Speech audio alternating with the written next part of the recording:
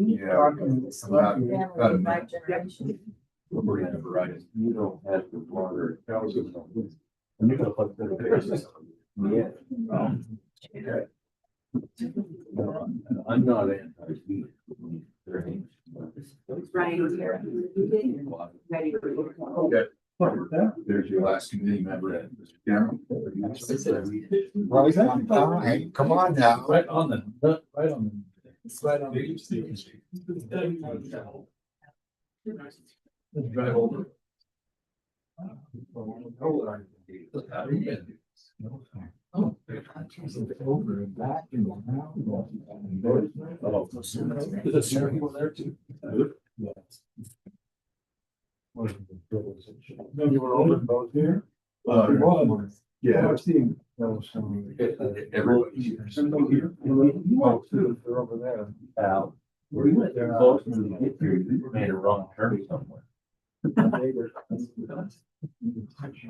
Okay. Yeah. No, we're not doing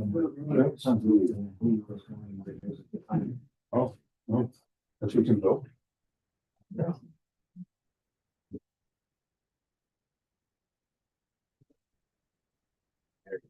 How old is he? I can change a lot just for you. So is he one of that order?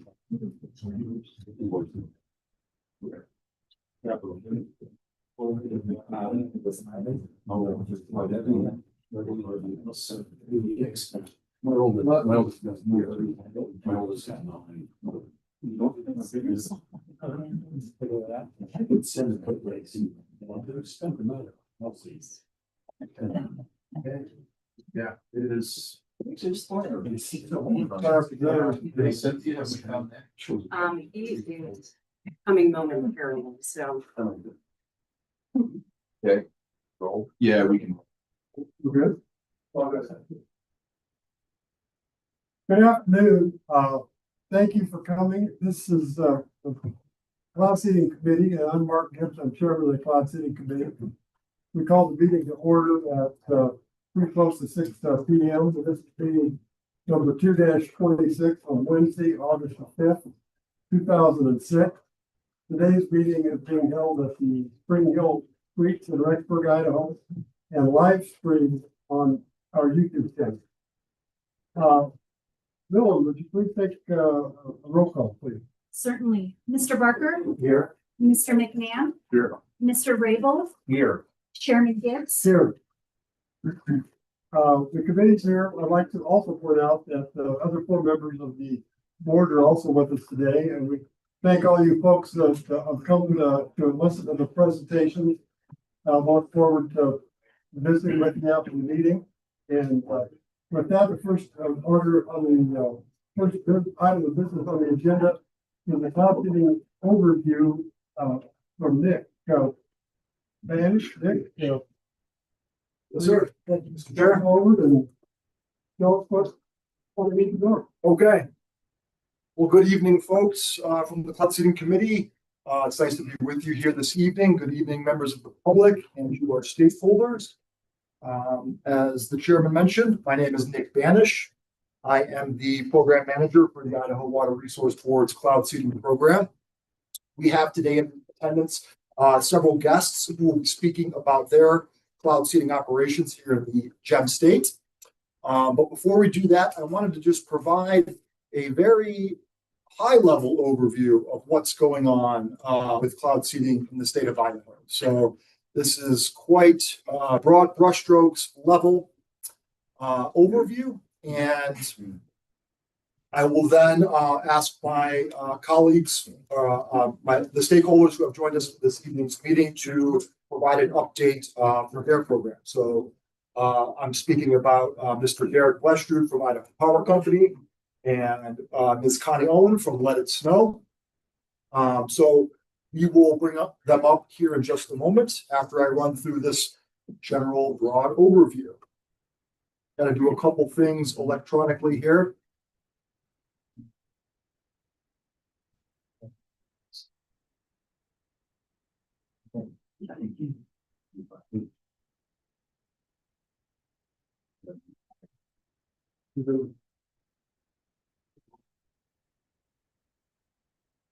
Have electronics to project onto the.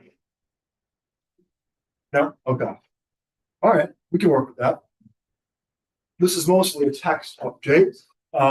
So what I'm going to talk about is kind of the current operations in the state of Idaho, where we operate, what basins we cover, some of the partnerships that we have, and sort of the overlook of our stakeholder collaboration.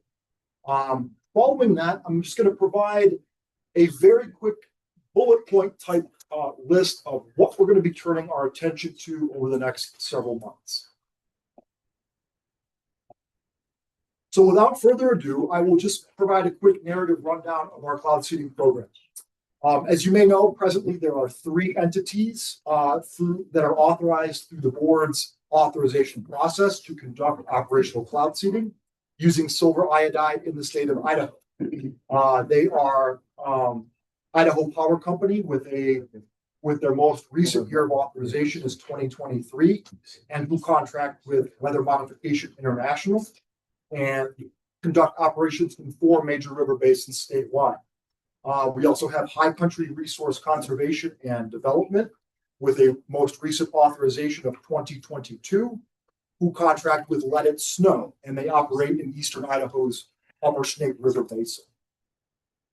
Finally, the 3rd entity currently authorized to conduct cloud seeding in Idaho is the State of Utah Water Resources Division, and they are currently contracting with Rainmaker Technology Corporation, and who operate in the transboundary Bear River Basin of southeast Idaho.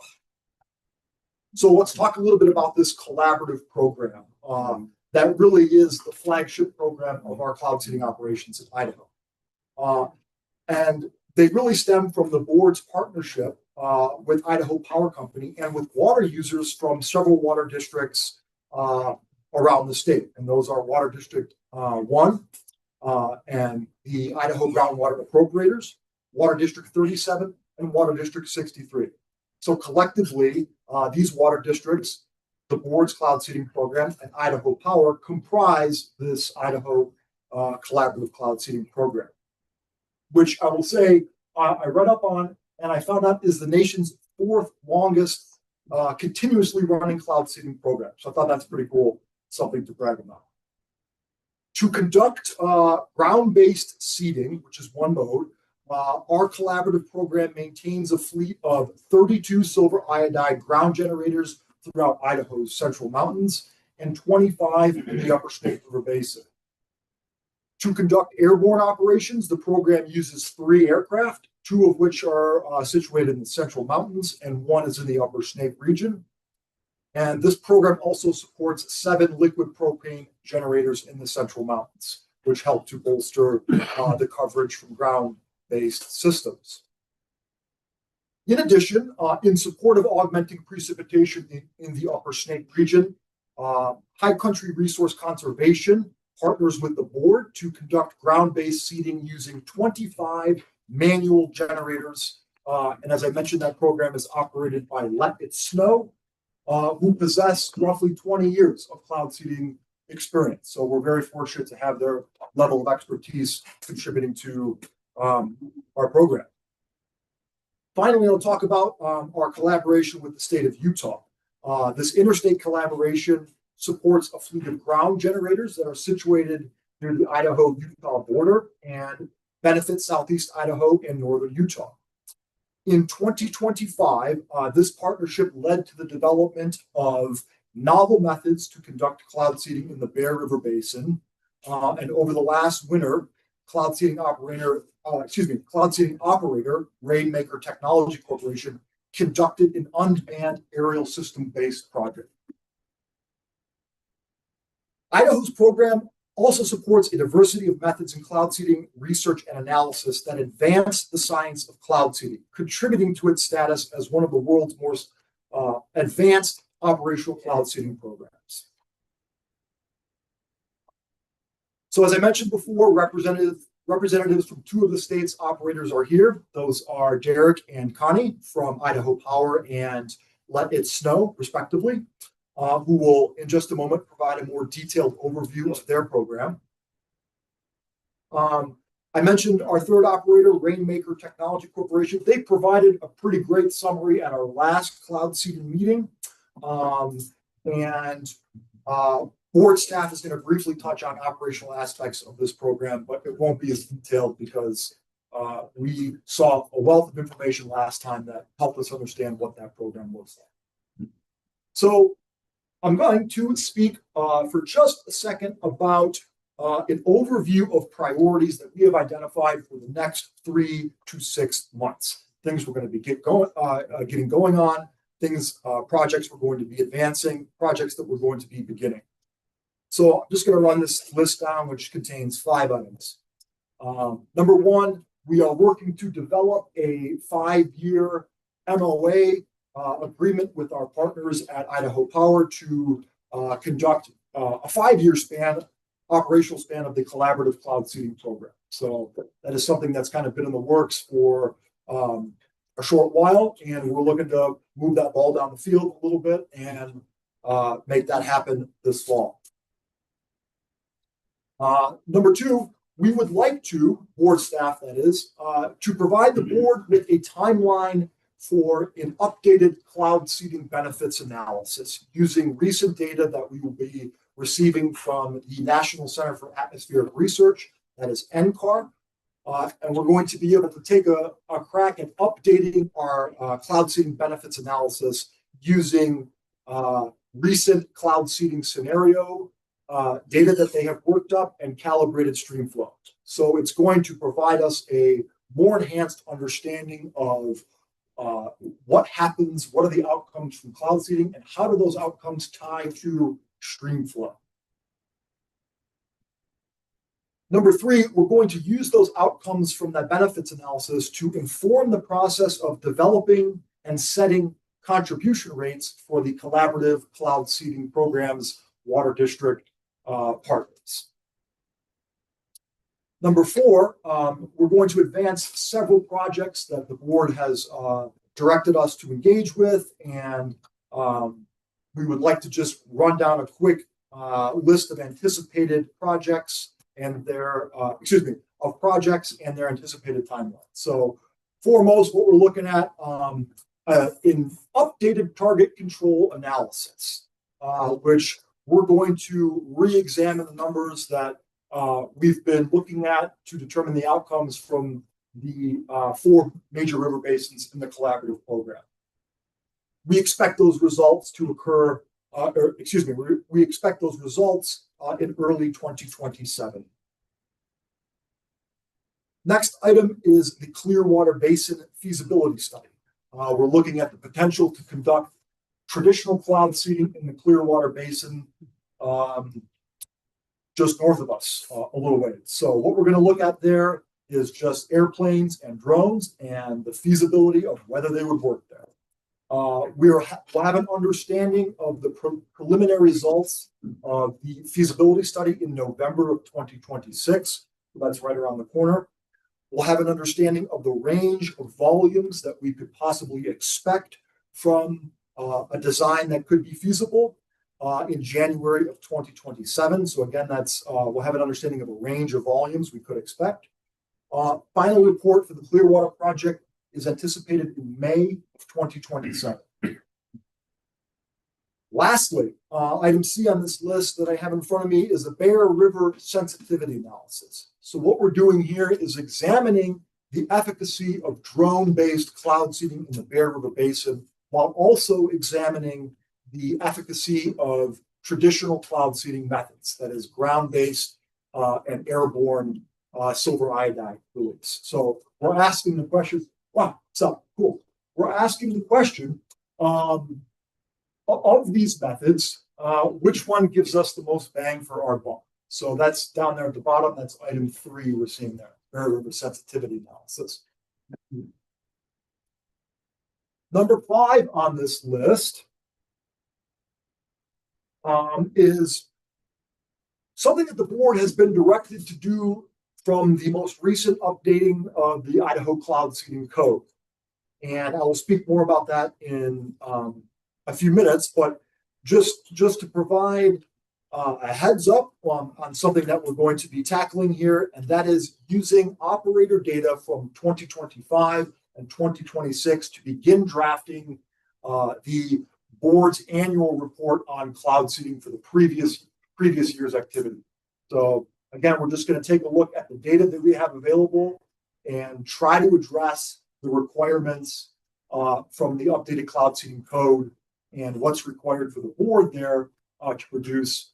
That's something that department staff is going to be tackling. So we're thinking that, hey, if we can take a look at last year's data, get a rough scheme of how we may like this report to look, we'll be in better shape than picking it up for next season and reporting on those data.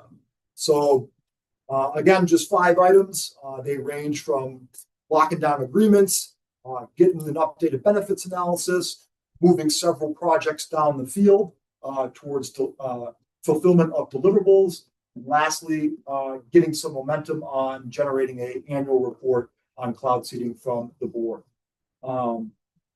So without further ado, I guess I will entertain any questions at this point, if there are any from the board. Any questions for Nick from the presentation so far? I don't see it. Okay, thank you, Mr. Chair. I will then move on to the second item on here under number 2A, the Idaho Power Company Collaborative Cloud Seeding update from our partners, Idaho Power Company. And for that, we welcome Mr. Derek Rexburg to the podium to show us some information from that program.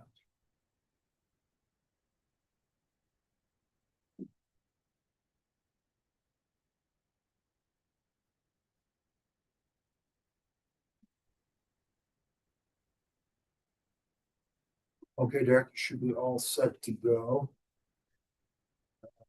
Your arrows will advance slide. Awesome, thank you. Well, Derek, thank you for being here. Welcome to the committee. Look forward to your report. Thank you, Mr. Chairman, members of the board. We'll let Wes do whatever he's doing here before. By the way, I want to thank staff for rallying around and getting a projector up and running. Sorry we didn't have it when we started. Thank you, Mr. Chairman. It's a privilege to be here. It's been a long time. Preston and me were actually talking about the last time we talked in front of the board, and it's been a while. So thanks for having us, and look forward to the discussion today. Since it's been a little while, I wanted to kind of touch base with what our seeding operation is, some of the apparatuses that we do to begin this. And the first thing I wanted to talk about was our King Air. We use King Air C90 aircraft. They're turboprop aircraft that has a lot of power, so they can handle icing. We can get them above that supercool liquid water region. And then we can utilize 2 types of seeding apparatuses from that. The first one is a burn-in-place flare, and these like stay with the aircraft. So as it hugs that top of the supercool liquid water, it kind of drapes that seeding material right across the top. And then we also use ejectable flares, which drop down through the storm about 2,000 feet into the storm. And so the aircraft then provides kind of like a curtain of seeding material that moves through the storm, and that glaciates the top of the storm, forms some ice crystals that kind of trickle down through the rest of the cloud and kind of glaciate the whole storm. And so you could, by seeding from the top of the storm, you can actually seed throughout the storm and get a good seeding result from that. We also use ground-based generators. We use 2 types of generators for that. Nick was talking about those. We have our AGI generators and our liquid propane generators. These really target that direct orographic cloud. So if you ever look over on a clear day and then you look towards the mountain and you see this cap cloud that comes up over a mountain, that's an orographic cloud. Those also happen within your storm system that you can't really see, but those have a lot of liquid water, supercool liquid water that's in it. And your ground-based generators really target that portion of the storm. We utilize the silver iodide generators, and in the payout, we started using liquid propane generators. And why we use both of those, it broadens the temperature range at which you can seed storms. AGI works, or the silver iodide works at -5 or colder. You can get the liquid propane to work at closer to that 0 degrees Celsius. So you just get a larger range of temperature that you can see the storm from. Where these generators are kind of positioned is really hard to see on this map, but there's little plus marks that's kind of scattered throughout this, both the Central Mountains, which is the left map, and the right map, which is the Upper Snake.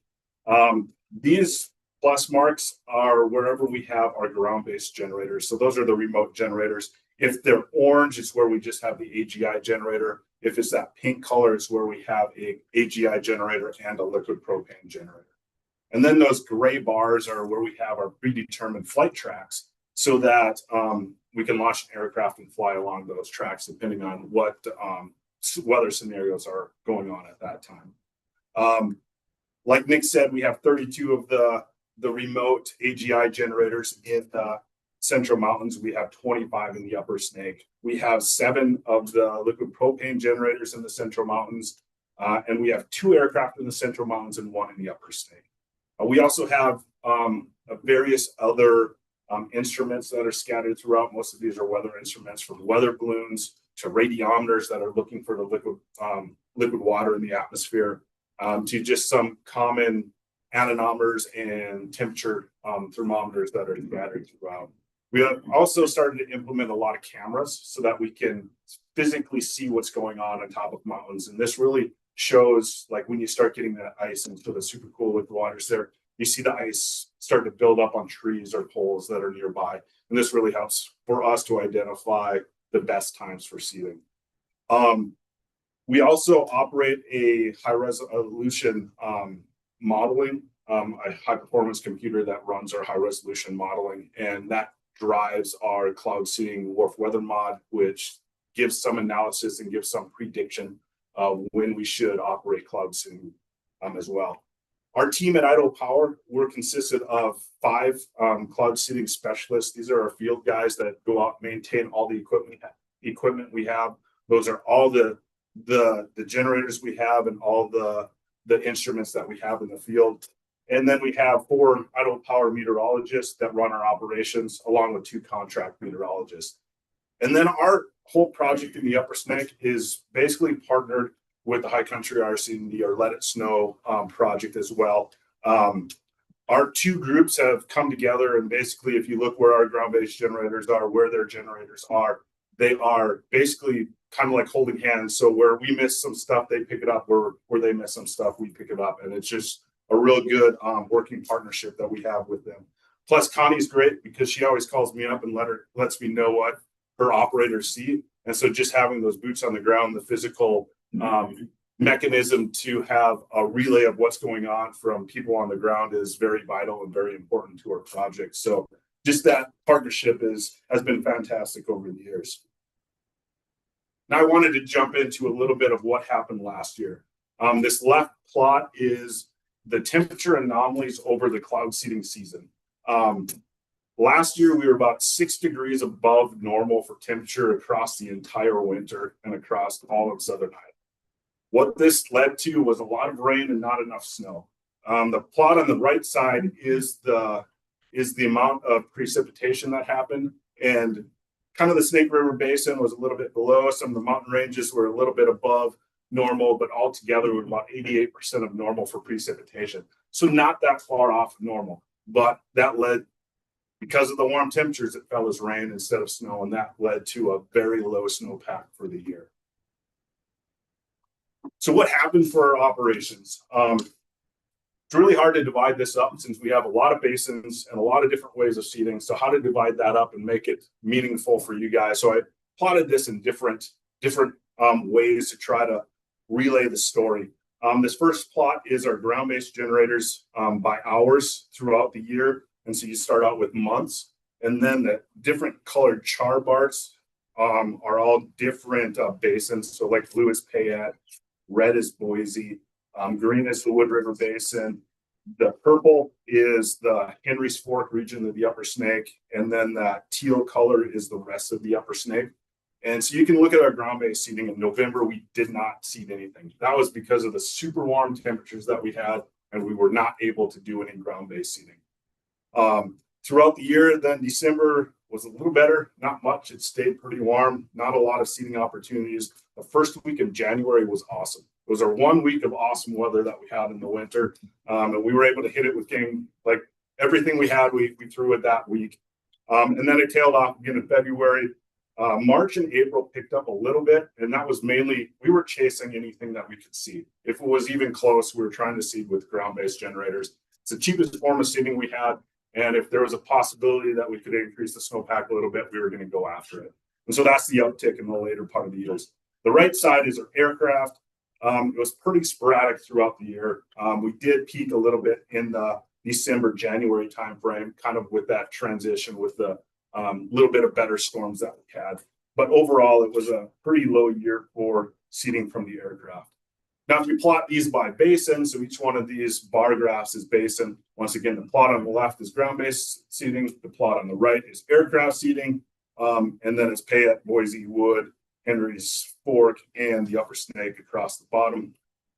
And you see most of the basins were pretty similar. The Wood River Basin was a little below for ground-based generators. The Boise was a little bit above, but all in all, they were pretty even throughout the course of the season. Aircraft was kind of dominated in the Payette and the Upper Snake, but it was a pretty bad year for aircraft. And you'll see that in the averages. I tried to highlight the green numbers are the ones that are above average, and the red numbers are when it's below average. And so kind of this bar chart that you have here talks about our AGI generators, which are on the top bar. And most of those were above average. And that had to do with a lot with us really chasing the late season storms to really push that up. The aircraft overall, those bottom three lines are pretty red. That shows how much below average we were for all of those seating opportunities with the aircraft. But I thought this was kind of cool. Once you add all the ground-based generators together and the aircraft together and add all the AGI that was released, and then you put that to averages beforehand, we ended up 102% of normal. So if you look at seating wise, we actually ended up right at average for the season. And a lot of that had to do with chasing with ground-based generators, but we were right about average. I also wanted to talk a little bit about how we provide benefit analysis for our project. And a lot of you guys have heard us talk about our target control analysis, but I don't think we've ever plotted out the areas that we have our target sites versus the areas that we have our control sites. And so once again, it's really hard to see on this projector, but the blue dots is where our target sites are, and the red dots are where the control sites are. Over the course of our project, since we started in 2003, we did a lot of expansion. That's taken up some of our control sites have become target sites because all of a sudden we start to see them and they are no longer a control site. We also have projects that are scattered upwind from us. And like Nevada has had several project changes over the course of time. So we've had to work with other groups and work with DRI, work with the History of Cloud Seeding in Idaho, work with other groups, Utah, that have conducted cloud seeding and really looked at areas that should be control sites that shouldn't have been affected by cloud seeding from the start of our project. And we've kind of come to this, this grouping of control and target sites. If we do get projects that start in Oregon or someplace else, we'll have to revisit this again because some of our control sites will be now hit by cloud seeding, and so they'll be irrelevant. So we'll have to look back at it. But if you look at the course of time, I just plotted the Payette since that's the longest running project that we have since 2003. That bottom line, there's some the darker dots, and that bottom line is the control set. So that is before cloud seeding happened in any basin, and you get a relationship with your control sites and your target sites, and you get this relationship. This much is what you expect to fall in the target sites when this much falls outside in the control sites. And then you look after cloud seeding began, and if there's a shift in that, you can attribute that to cloud seeding. And that shift is the lighter dots and that line that's above it. And that is about a 10% increase in the amount of precipitation that's fallen. So that increase is what we attribute to cloud seeding using the target control analysis. From there, we use our river forecasting system model in Idaho Power to run both our cloud seeding cases and our basically a control site, so a case without cloud seeding. And we look at the differences of those to try to relate how much benefit does cloud seeding provide from our project? On the left side is probably numbers that you guys have all seen. This is looking at the long-term average. I think we're up to like 50 years of running this analysis. And every year that we put into this has a benefit, and then it varies. But on average, we're looking at about 1.15 million acre feet of water that is a benefit to Idaho. Now, if you have a bigger snowpack year with more seeding, that number is probably higher. If you have a lesser year with less seeding, that number is probably lower. But on average, that's what it is. And if you equate that out to a dollar amount, that's about $4.10 an acre foot. Now, if you look more specifically at last year's seeding, we did see around normal. So the cost of the project is actually the same as pretty much every other year, but we had a lot less snowpack. And so there was less benefit from that. And if you look at last year's benefit, the Payette had about 125,000 acre feet of benefit, Boise at 141,000 acre feet, the Wood 56,000 acre feet, and the Upper Snake was 342,000 acre feet, for a total of 665,000 acre feet. So that's quite a bit less. It's a little bit more than half, but it's quite a bit less, but it's better than nothing. And then if you equate that to a dollar value, since we provided, or we still seeded about the same amount, a dollar value for that is about $6.30 an acre foot. You can make the argument on years like this, when water is more valuable, that $6.30 is actually more valuable than other years with a lesser benefit. So and that's the benefit that we came to for this last year. Oh, yes, go ahead, Joy. I'm not on the committee, but I have a question about how the cost per acre foot is calculated. Yeah, so what we do is, that's the cost that Idaho Power spends for a project, from running our ground-based generator. So that has the everything from the solution to our generator maintenance to our personnel that works on the project. And then it has the cost of the aircraft that we fly. We lump all that cost of the project together, and basically we divide that with the amount of acre feet of water that we have. So it's our total cost, Okay. and then the amount of acre feet. Just to clarify, for the aircraft, you're just using the hours that it's operating. We use the total There's no contract. cost? Yeah, because it's not just, it costs us so much to have an aircraft there, no matter if it flies or not. That's part of the project that's there. So it's the operating cost, and it's to have the aircraft there. Are you good? Yep. Sure. Mr. Barker. Now that we've interrupted your explosion. You said when you did a lot of ground generators chasing what might be there. Do you have any idea whether that was provided the kind of snow benefit that we were looking for, or whether it was just a hope and a prayer? It's not a hope and a prayer. When I say it's more borderline cases, typically when we run our ground-based generators, we wait for the temperature to be at least -4 at the generator site. That's -4 Celsius. Silver iodide start working at about -5. But the assumption is that column of air that we're seeding, you'll take that seeding solution and it'll still lift it up in the air further, and it'll further cool, so you'll have a benefit. When we had more. So you didn't modify your criteria. No.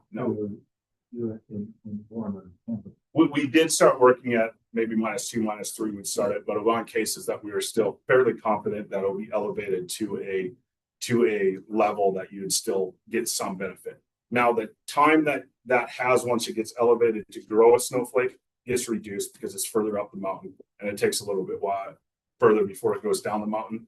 So the effectiveness is probably reduced, but there's still effectiveness to it. Anyone else? Thank you, Mr. Go ahead. All right. Thank you, Mr. Chair. For my last slide that I have, I just want to look forward to next year and some improvements that we're doing this summer.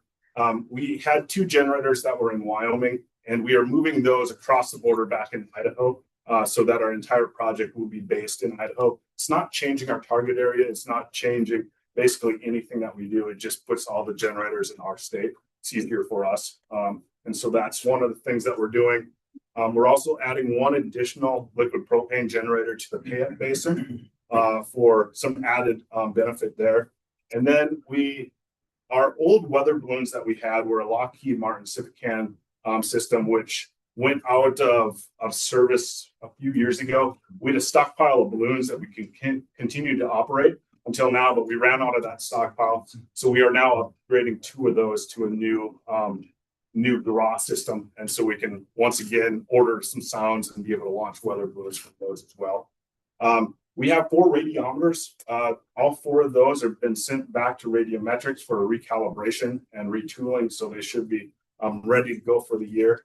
And then also we are, as a company, we're working on replacing our high performance computers. So that's what runs our numerical models, and it's kind of getting to the end of life. We're expecting end of life at the end of 27, so December of 27.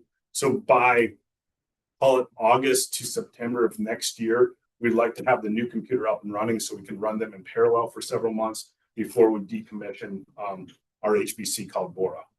And then one final thing that I forgot to put on this is we also are updating 5 of our generators to have more high resolution weather data. So it's an upgraded anemometer and an upgraded temperature RH that are going on this as well.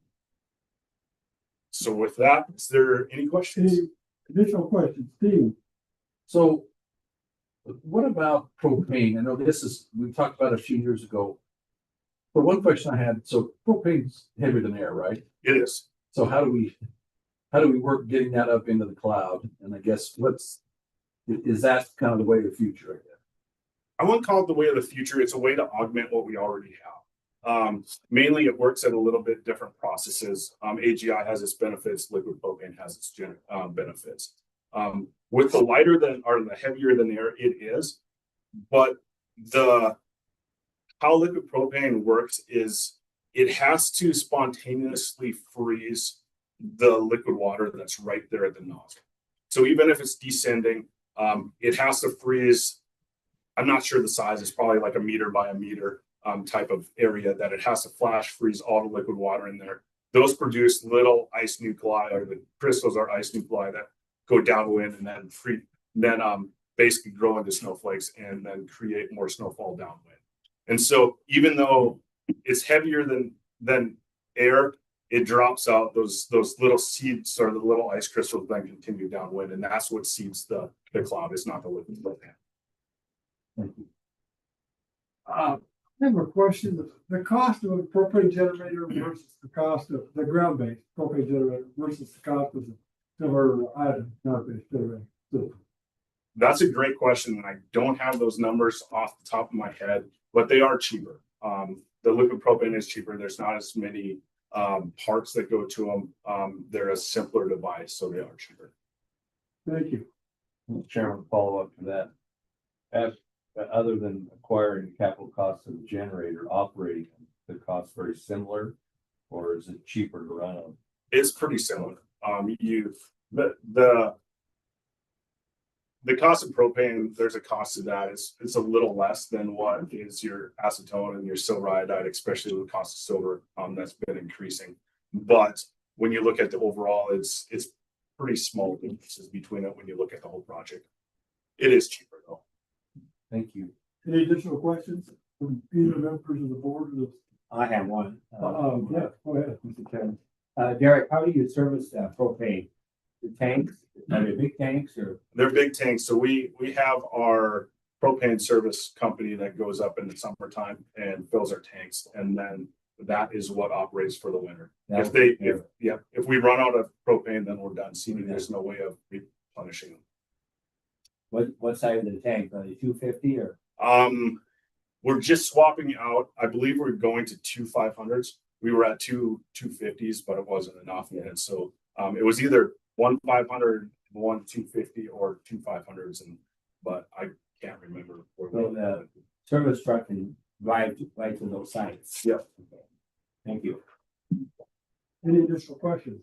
I don't see any. Thank you, Derek. Thank you. Does that complete your? It does. I'm all done. Right. Nick, would you like to introduce our next presenter? Yes, sir. Thank you, Mr. Chair. Our next presentation will be from one of our authorized cloud seeding entities here in the state, and that is High Country Resource Conservation and Development. And they are based out of St. Anthony. Yes, St. Anthony, Idaho, just up the road. And they contract with our colleagues Marty and Connie Owen at Let It Snow. So I would like to bring up Connie to the podium. And Marty will both be co-presenting. So Connie and Marty, come on up. I have your kind of overview here. I'll pull it up. And you are welcome to guide us through that or do as you please. The floor is yours. Should have said that. Connie and Marty, welcome to the committee. We look forward to the presentation. And Well, Thank you. thank you for being there. thank you, Mr. Chairman. Thank you to the board. Like I said, we don't really do a whole lot of PowerPoint. I kind of squirrel, so I get kind of lost in it. We're both up here because if I get carried away, Connie kicks me. And if she gets carried away, I'll reach over and give her a kiss. So my name is Marty Owen and this is my wife Connie. We operate Let It Snow Incorporated. We are WMA operators and technicians certified. We started with High Country RC&D involvement beginning in 1988, with the first operation held in 1992. Let It Snow being us. We began seeding in February of 1996. IDWR began assisting with funding in 2024. So our mission with High Country RC&D is very similar. RC&D states that Eastern Idaho's surface and groundwater resources of the Snake River Basin have been stressed by drought, population growth, and increasing demands by agricultural, cities, and recreational activities. Severe drought conditions have reinforced the need to use all potential water management tools, including cloud seeding, to enhance the low water supplies. And we piggyback off of that because increase of snowpack is the most favorable option to provide more water for long-term storage in the snowpack. We operate a very affordable collaborative cloud seeding program in Eastern Idaho. We're small. We're looking at our whole staff here. And we are a proprietorship and we live here, so we're on site. We're close to it. Our travel costs are low, and we are here and have knowledge of the storms. Our project has been working with IDWR, especially since the laws have changed, and they have been providing funding for the projects. We use all available resources we can to accomplish these goals.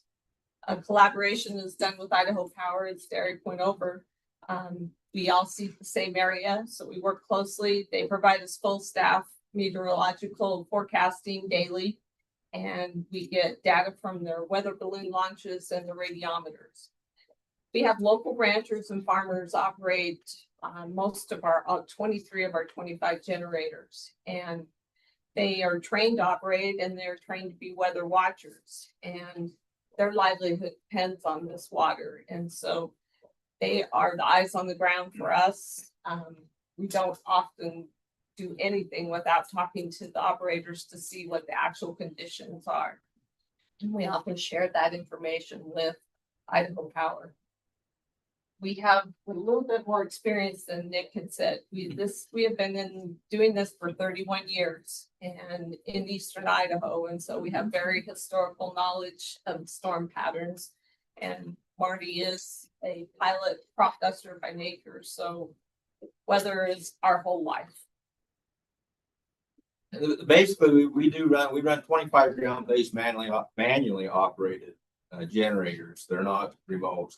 And the counties actually do own these generators. We don't. The counties actually own them.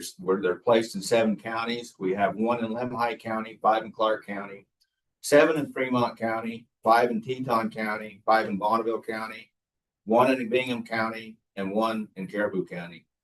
These 25 generators were placed strategically in places that will work well for our target areas and that.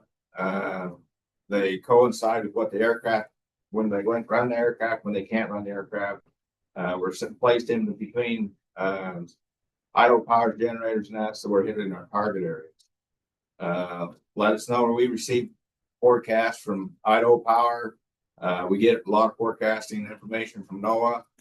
Idaho Power meteorologists, we talk to them on a daily basis.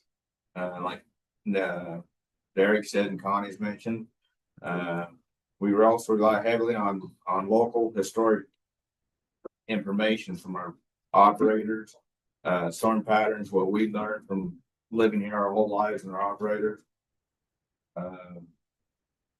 That's when it gives us the information when to turn the cloud seeders on and off. We make that decision. We stay within the operating ranges of the temperatures, winds, inversions, etc.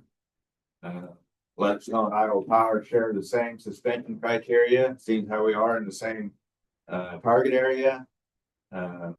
We make that consideration on total snowpack, potential for floods, situations, severe weather threats, severe surface water supply index, avalanche conditions is in our criteria, and special circumstances.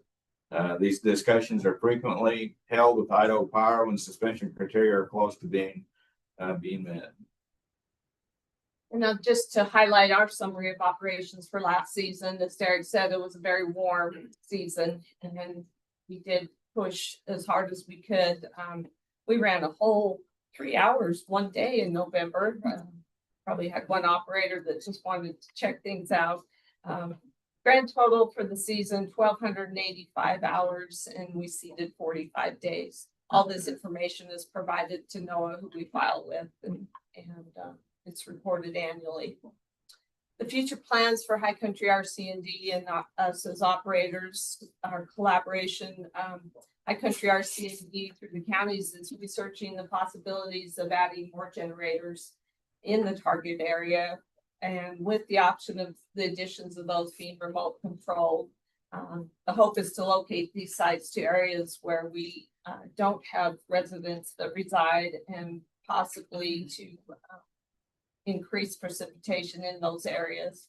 We continue to work with our partners to enhance operations when possible and ensure that we have a continued viability of the program in Eastern Idaho. We're quite proud of our program. As I said, we've done it 31 years, and we are members of WMA, and we are looked at as the old people now, so been around the block. So at this time, I got to be answer any questions. If I could, I'm going to go off script. We're close to for Nick, but like Connie brought up, I am an ag pilot by trade. That's what I've done for 35 years. Back when they first came out, the big high-rise ground rigs, they said, well, you go worry about going out of business. And no. So then when they came out with putting out pivots and we were starting to irrigate with it, put chemigate in that, they said, well, you're worried about going out of business. No, we're still here. Well, when the drones came out, they said, you're worried about going out of business. No, we're still here. So basically what we're looking at is if you're looking at ground-based generators, aircraft, and drones, it's a tool in the toolbox. So it's just like you guys as farmers, it's just one more tool you have in the toolbox. If we take one away, we just took away one of the tools in the toolbox. So we all kind of help each other in different areas that the other can. Well, thank you. Any questions for Marty or Connie? You mentioned that for 2024, the Idaho Water Resource Board has helped fund the program. I think it might be well to explain to members of the committee as well as the audience the other funding mechanisms that you have in place, the counties, canal companies, irrigation districts, and all the other people who support the program. Thank you for bringing that up, Mr. Raybould. This is a grassroots collaboration, so we operate mostly on donations. And as Mr. Raybould said, it's from counties, cities, ranchers, some recreationists, and RC&D sends out requests for donations to that program every year. And it doesn't always meet. It's been welcome to have the state's assistance as prices have gone up. As you know, silver iodide is based on silver. And although it's good to have in your investment box, when you have to go buy silver in the form of silver iodide, it's very expensive. But as Marty had mentioned, the 5 counties, that'd be Clark, Jefferson, Fremont, Madison, and Bonneville, own the equipment. And I think this is a very rare collaboration that you don't often see, but it's been very successful since 1992. The cost of a ground-based manual generator, do you have any idea what those cost per unit now, if you were to establish more of those? Well, we built them. Marty and our commissioners built them years ago. we're probably with the additional costs, we're probably $5,000 to $7,000 per generator versus the remote controlled are considerably higher. Any additional comments or questions for the owners? Well, thank you for being here and thank you for what you do. More importantly, we had ground-based generators for a long time in our area. It's some stuff inside of Cleveland County, Franklin County, and they have kind of fallen by the wayside. And it takes someone that's dedicated to keep them up and running and keep them going. I appreciate that effort on your behalf. Thank you. Thank you again for being here. Thank you.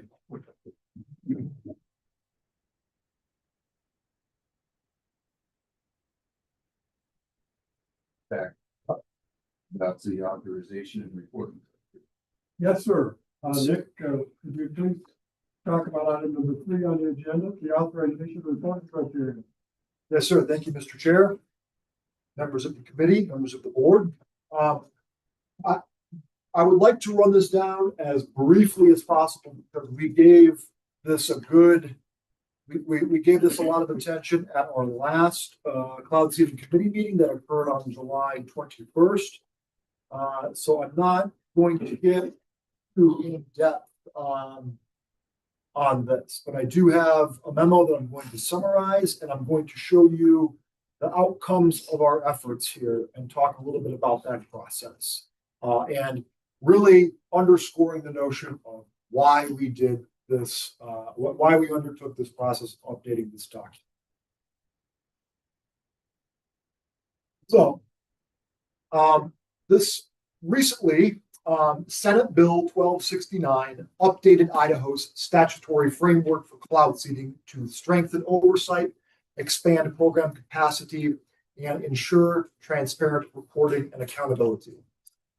To meet the requirements of Senate Bill 1269, board staff updated the authorization and reporting criteria, the cloud seeding program's guiding document. The language of 424301, the updated Idaho Cloud Seeding Code, provides the scaffolding upon which updates to the document were made. Board staff, that is to say, myself, my colleague Caitlin, Wesley, Cynthia Bridge Clark, and many others, worked together with the board, with the department legal staff, and with upper management, and also with our stakeholder partners to ensure that the authorization and reporting criteria updates and what we were asking for in that updated document in terms of operational data and supporting documentation is reasonable. So we really did our due diligence to make sure that this document was up to snuff and passes muster with those various entities that I mentioned. Now, it is worth noting that while changes to the document reflect updated requirements for the reporting of operational data, other requirements resulting from Senate Bill 1269 are not explicitly spelled out in our updated document. Just going to speak about 2 of these. Number 1, the updated Idaho Cloud Seeding Code now requires public meetings and public comment periods about cloud seeding to be held. The board's cloud seeding meetings fulfill these statutory obligations. Additionally, the updated Cloud Seeding Code asks that the board generate an annual report on cloud seeding about the previous year's activity. And we talked a little bit earlier about how we're going to go about accomplishing that. So, what I'm going to show you, and not belabor in too much detail because these are available on our website as Cloud Seeding Committee meeting materials, are the outcomes of our effort to update this document. Foremost, we have an updated authorization and reporting criteria framework that begins with our executive summary. And really, this document, I think, can be thought of in 2 parts. It exists for those who wish to cloud seed in the state of Idaho. That is the section 1, the request for authorization. The second part would be section 2, the conditions that an entity who has been authorized needs to meet to maintain their authorization to conduct cloud seeding in Idaho. It also added a couple things that were new, such as the board's new capacity to potentially revoke an authorization, add an active authorization for non-compliance of what we're asking for in this document.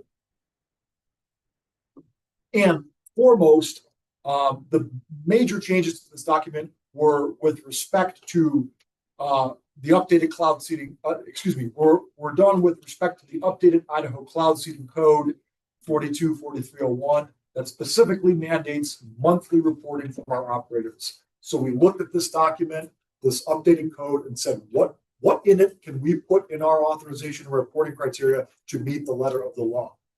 And we went through the process of reviewing this document with stakeholders, with our legal department and so forth, to make sure what we're asking for is legit. Okay, so that concludes this brief part of the overview of the document. I'm going to show you a couple more parts of this document. Okay, attachment A to this document is the request for authorization form. Not much has changed on this document, and all this is basically a summary of information from folks who have a desire to conduct cloud seeding operations in Idaho. Before they do that, we need to take a look at their program. We need to ask some questions about what kind of infrastructure they're going to have, what they estimate to be a amount of cloud seeding material released over the course of a year, things like that. So it's just kind of basic information about their program. And that is known as the cloud seeding request, which is attachment A of this authorization document. Okay, let's get to the brass tacks. I mentioned earlier how we looked at the updated cloud seeding code and asked the question, how can we fold these requirements into the document? So we have a couple of body paragraphs of text in the document that relate specifically to these tables that we are going to provide to operators that cover the bases in terms of information that the legislature is asking for. So we ask for two major things, right? We ask for monthly summary reports. So what we're looking at here, I want to make sure we are sharing. Yes, we are. Okay, sorry. Got distracted there. What we're looking at here is a basic summary information table that we would ask for from an operator who conducts ground-based seeding or who conducts aircraft seeding. So this is what we're calling a monthly summary table. And all it does is say, hey, over the course of the cloud seeding season from November 1st through April 30th, what basin did you cloud seed in? What were your total seeding hours per month? How much material do you estimate? And we're looking for a sound estimation there based on the information that we have available, which is something like the number of flares used or amount of material that is released per hour from a ground generator, for instance. Just to give us an overview of what happened that month. And I will say that in our current operations, this is something we already received from the operators. So we're comfortable with that, as are the operators.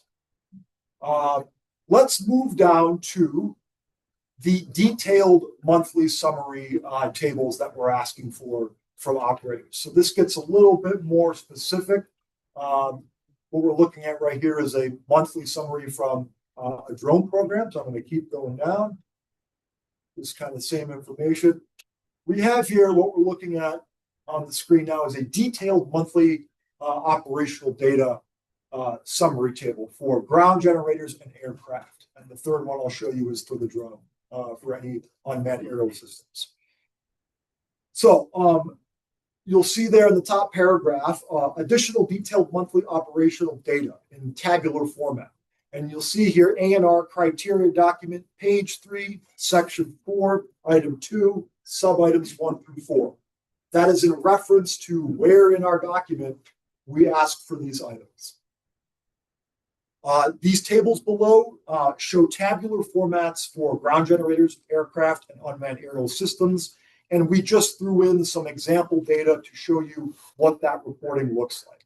So basically, for any month of cloud seeding in Idaho, we're looking at for a ground-based system, we want to know what sites did you use? What infrastructure did you use?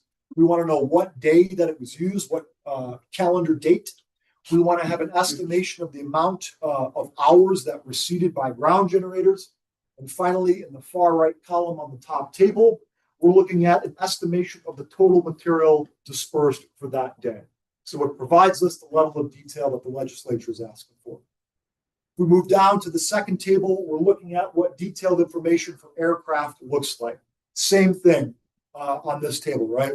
We're asking for what infrastructure or flight path did you use to cloud seed? That's the locational information.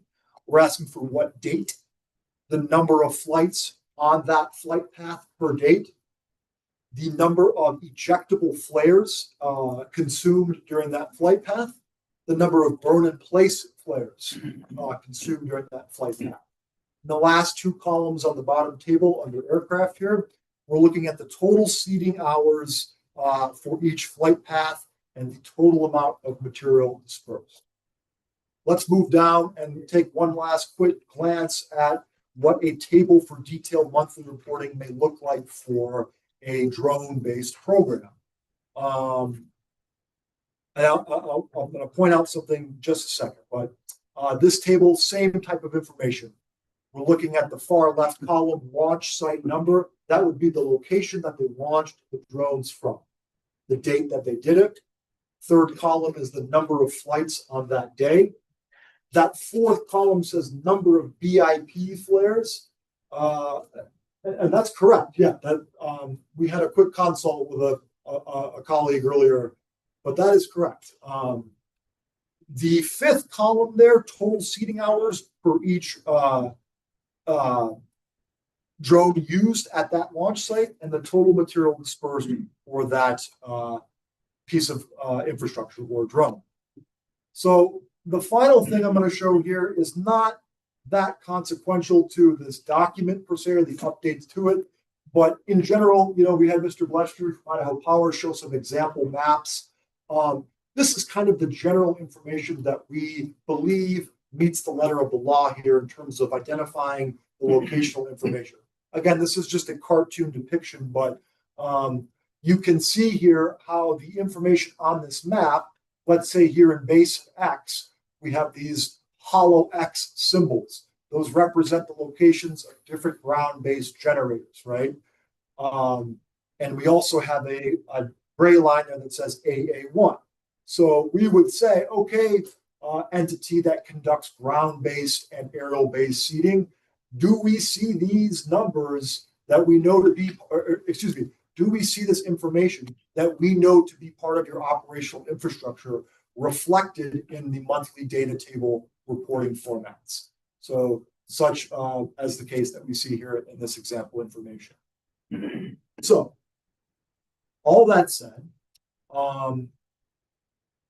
we are confident that this document that we put together and vetted thoroughly with our stakeholders and various entities meets the letter of the law.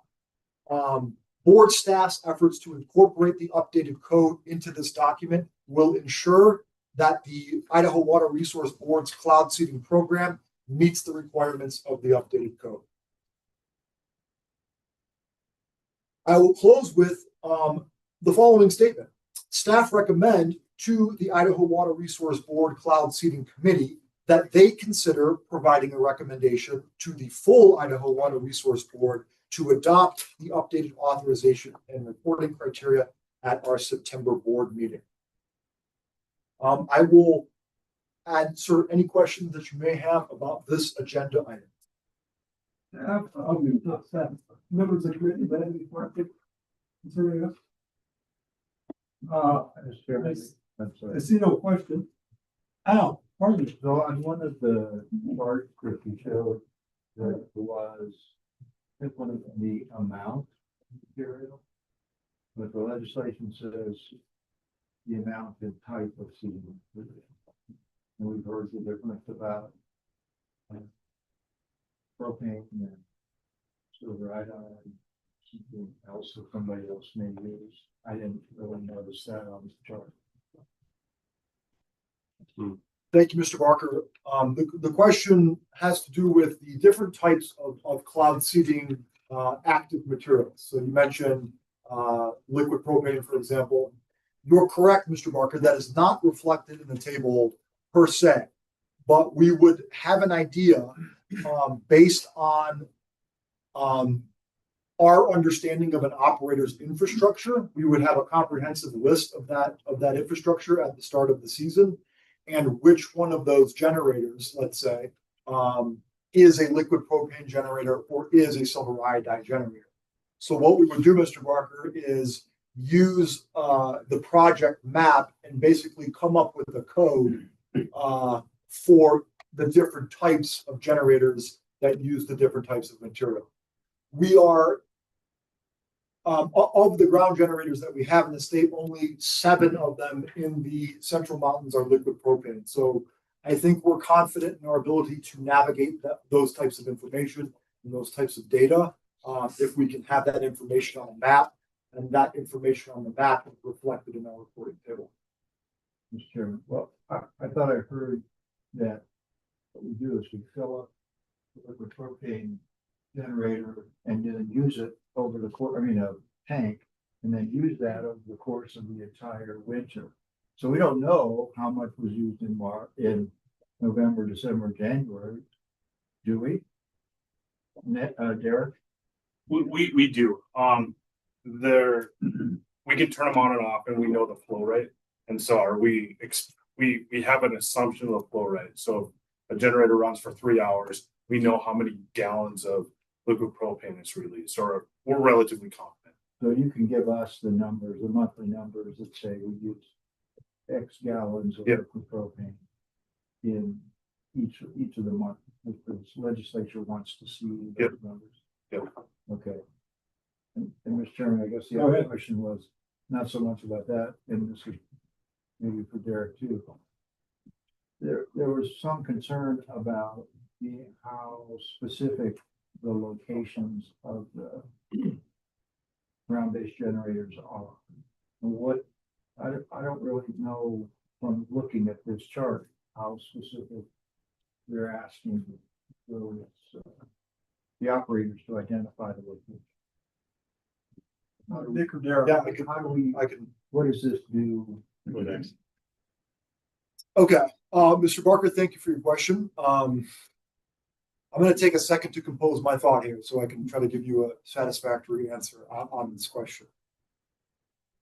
Let me see here. What I think I could show you, Mr. Barker, is a little bit of a zoomed in perspective on one of the maps that was provided by our colleague Derek here from Idaho Power. And before I zoom in on this, you'll recall from a previous small group meeting that in an early version of the authorization and reporting criteria, we said something to the effect of, upon request, the board may ask for latitude and longitudinal coordinates of this infrastructure. We came to the agreement that was a little bit too specific, and we got rid of it. We scrapped it out of the document as a result of our collective opinion at that small group meeting that was a little bit too specific. So what we're looking at here is a general infrastructure location map of, here we have the Boise Basin, right? So let me cut to the chase. Yes, sir. So what Derek has provided here is perfectly adequate for what you've got in your requirements for an authorization. I believe it is. Yes, sir. Thank you. Yep. Any additional questions or comments? Sure. Are most of these generators, are they on private land, state land, BLM, Forest Service, where that's what we are? I can answer that one. Okay. Most of our lands, we started out when we first started our project, was all private. Then as we started expanding, we started looking at state land as well. And we have, so almost all of our sites is state and private land. There's one site that's on BLM, but that's the only federal site that we have. We've never been able to have Forest Service approval. We'd have to go through a larger process to get there. And so they've requested that we exhaust all of private, state, other options before we approach them for other siting. Can I follow up there? Yep. I'm sorry, I'm sure.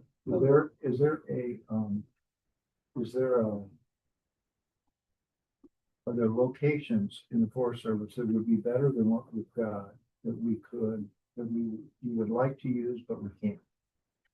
There is always improvement, and the Forest Service does have the best land since it's the highest land. There's typically Forest Service roads that go to those sites that are maintained. So Forest Service does have some ideal site locations on them. Connie, you have- Mr. Chairman, I'd like to address that question. All but one of our sites are on private property, and that was our biggest concern of having Latin longs, is the safety of our operators and the equipment. So. Thank you. Yeah, Mr. Chairman, back to Mr. Barker's original question about the reporting. Would it not be better to just have the operators report how much product they're using, or the staff to have to go back and analyze that based on the information we have, plus what they think they know? Just and read that to me again, Al. Didn't it say the type of material and how much? It says the amount and type of seeding material. Yeah, if we just expanded the report and had that included, then we would have that information. And I think that follows what the expectation of the legislature was when they amended the statute. Okay.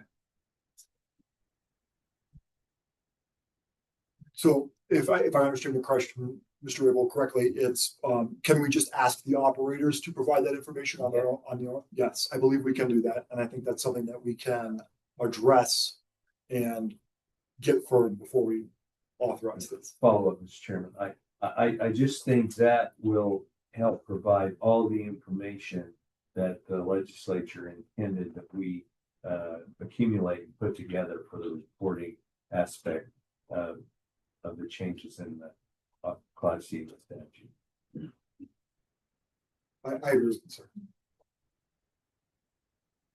Any additional thoughts or questions? So we, staff was recommending that we approve this and send it to the full board for implementation. I would entertain a motion to do that. Mr. Chairman, if you do that, you may want to include the proposed amendment. Okay, Got it. That's been discussed here with Mr. Raybould and Mr. Parker. I would make the motion to recommend to the board that we approve the criteria developed by the staff, and with the amendment to try to streamline the collection of data through the operators as opposed to having it analyzed myself. Right, second. thank you. We have a motion and a second. Any discussion on the motion? This could be a voice vote. All in favor say aye. Aye. Any opposed? The chair votes aye, the motion carries. We'll recommend it to the full board on Friday. In September. Oh, okay, pardon. We'll recommend it to the full board in September. Thank you. That's okay, John. Does that conclude the discussion on item 3? Yes, sir, Mr. Chair, it does. Perfect. Next item on the agenda is Bear River Basin report. Caitlin, please, that you drew that straw.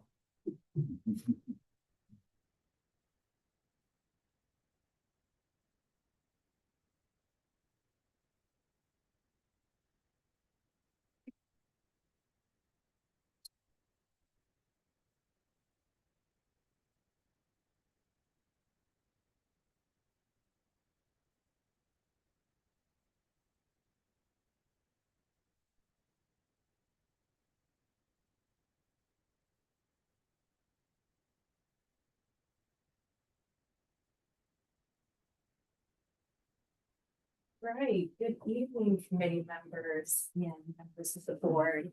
I will be providing a couple different updates on some Bear River Basin operations, a proposal, and an overview of system operations as well. And I'll stop in between each of the sub-agenda items and answer any questions if there is any. But my name is Caitlin Swanson. I work alongside Nick Banish on the Cloud Seeding program. All right, so during the last meeting in July, a few weeks ago, the Rainmaker Technology Corporation, who is the operator for the one-year Bear River Basin pilot project, came and provided the committee a summary of their operations within the basin. I will just briefly summarize that report and just a year one pilot project summary. Last year in 2025, the Idaho Water Resource Board contributed and authorized funds for a one-year pilot project in the Bear River Basin in collaboration with the Utah Division of Water Resources. The Idaho Water Resource Board committed $450,000 for operations and maintenance, and then another $500,000 for the third-party evaluation of drone technology and the one-year pilot project. The Utah Division of Water Resources provided roughly $3.5 million for the one-year pilot project. Again, the operator of this project was Rainmaker Technology Corporation, and they provided operations here, as you can see in the right, in this area of the Bear River Basin using unmanned aerial vehicles, otherwise known as drones. There was up to 10 drone teams at a time, so up to 30 drones at once. They used a variety of different advanced weather instrumentation to both collect data and provide a validation and evaluation of their operations, and that was included in their internal evaluation services. During this first year, the operations occurred through November 1st, 2025 to April 30th, 2026. The objectives of the first year's pilot project was to, one, evaluate the efficacy of drones. Ultimately, can drones be used to cloud seed in this area? Two, the goal was to physically validate drones using radar. So seed and cloud seeding impact on radar in this area utilizing drone technology. And three, identifying the best material dispersion system, which was identified as flares. A aerial dispersion system was originally used and tested, but was found that flares were optimal for cloud seeding operations. In the Rainmaker results, there was a total of 40 events, and in those events, otherwise known as IOPs, intensive operating periods, there were 740 flights total.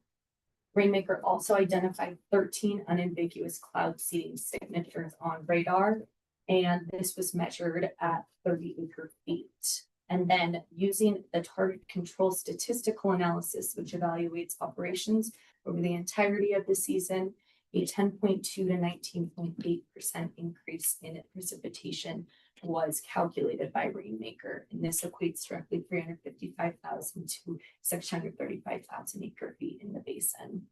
That's a very brief summary of operations on this right here. This is the image that outlays all of the radar's cloud seeding signatures in the basin that they use to physically validate operations. And this is the summary, just quick summary of the one-year pilot project. If you want a more in-depth and like a more in-depth summary of the report, there is a YouTube recording from the last committee meeting, which outlines the project in more detail. And I'm happy to answer any questions about this specific portion of this presentation at this time, if there are any. Any questions for Kevin so far? I don't see. Thank you. Right. I will move on. So next, I will provide a brief update on the generators that are authorized in the state of Idaho for the Northern Utah Cloud Seeding Project. Jonathan Jennings is the program manager of the cloud seeding program for the Utah Division of Water Resources. He's online. He's at a conference, so I'm going to provide the update on the operations for these three generators on his behalf. There is 3 generators in the state of Idaho that are authorized to operate, and these generators are authorized to operate to enhance their Northern Utah Cloud Seeding program. Those 3 generators operated from November 6th to April 23rd, 2026, For the northern program as a whole, there's multiple different generators in this area. There was 1,633 generator hours. For the generators that are specifically in Idaho, one generator with the Oakley site did not operate this year. One generator in the Alamo site operated for 25.5 hours. And then the Mallet South site operated for 45 hours. One thing worth noting, and this is kind of a common theme that we've seen across Idaho as well, is that this is a record low snowpack year. Based on the evaluations completed by the Utah Division of Water Resources, their target control analysis suggested that there was a 7% increase in the seasonal snowpack. Taking that a little further, there was 9.7% increase in the Logan River, which is about 10,000 acre feet, and a 10.2% increase in the Blacksmith Fork, which is 6,000 acre feet. And on average for the Northern Utah program, we typically see about a 7% increase. And I'm happy to answer any questions here before I move on to the next topic within this section. Any questions about the ground generator? All I right. don't see any. We'll move right along. I'm going to skip this one and come back to it at the end. All right, I will provide a pretty brief overview of this section. During the last cloud seeding committee meeting in July, I provided a system overview to the committee. Ultimately, what we looked at here was based on where cloud seeding operations occur, based on the water produced from cloud seeding operations, where would that water go and who would benefit from those, from the water in that area. And so this is kind of an overview of the Bear River Basin. We have the Bear River here, which the headwaters are in the Uinta Mountains right here. And the river flows north, moving through Utah and Wyoming, looping into Idaho, and ultimately looping back into Utah, into the Great Salt Lake. There is 3 different divisions within the Bear River Basin, and I hope you guys can see my mouse here. I'm sorry if it's kind of small. We have the upper division right here, which I'm outlining. We have the central division here, and we have the lower division in this area.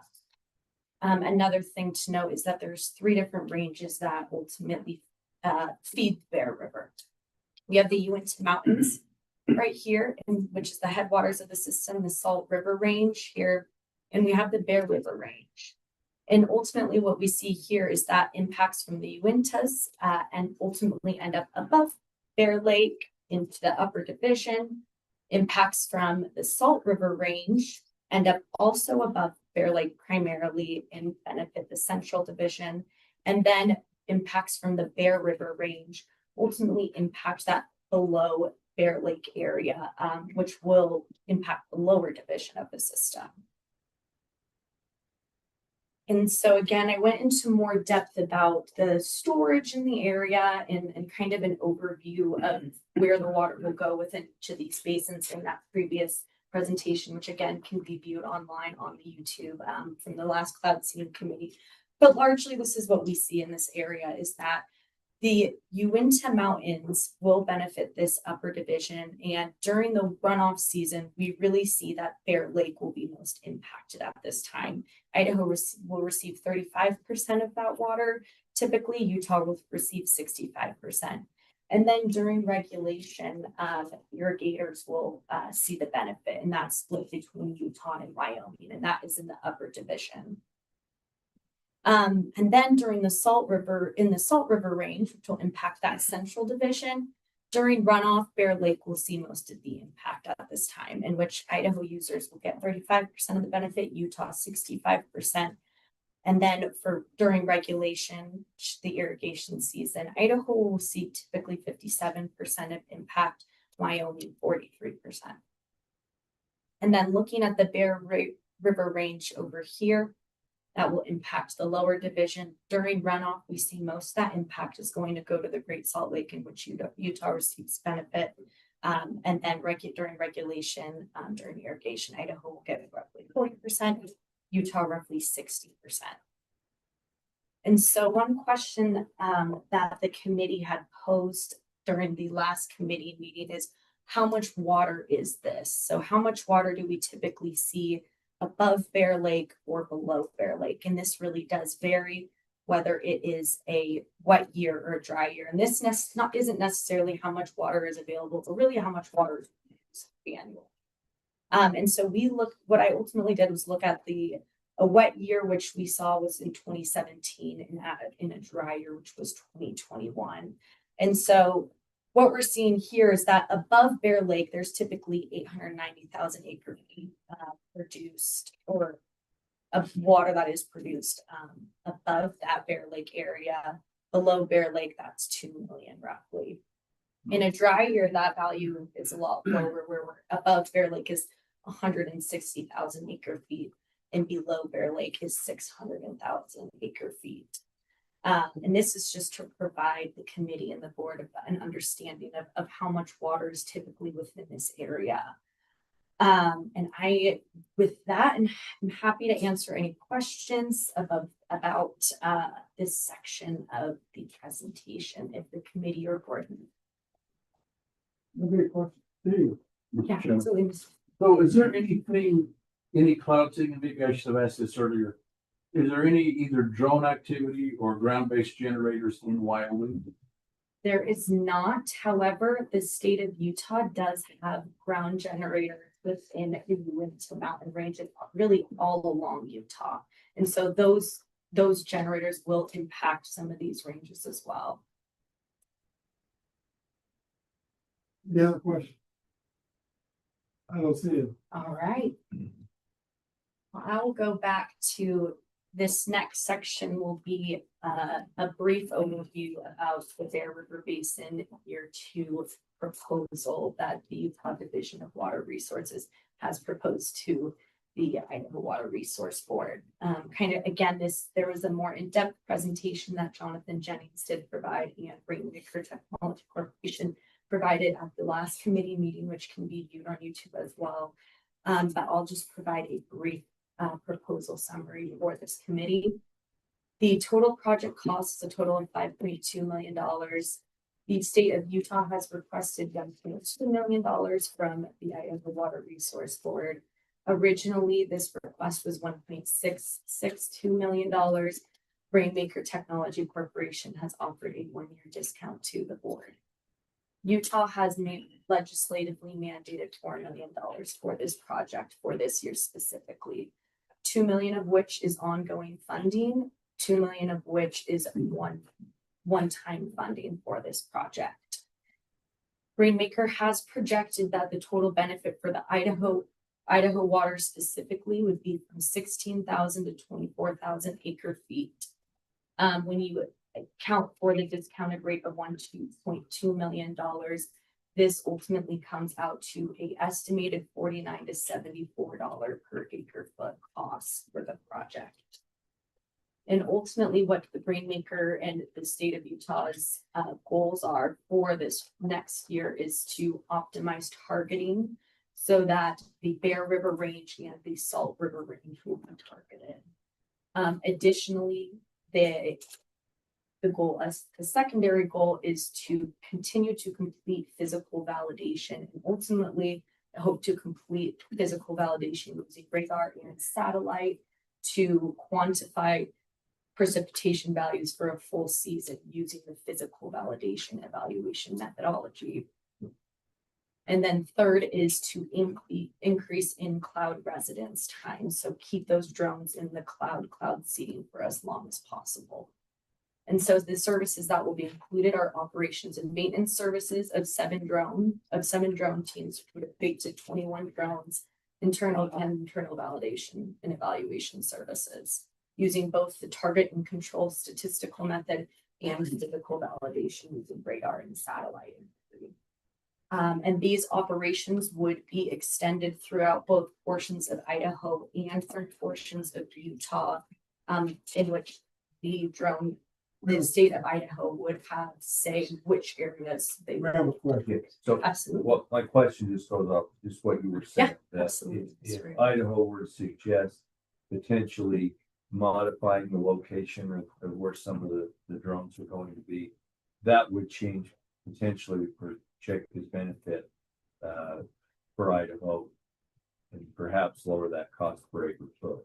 Correct. And so, yeah, this projected benefit is it's looking at what proportion of total operations true drones would provide. And so if you did move those operations, it's possible there could be increased benefit, but yeah, that's ultimately what we would look like.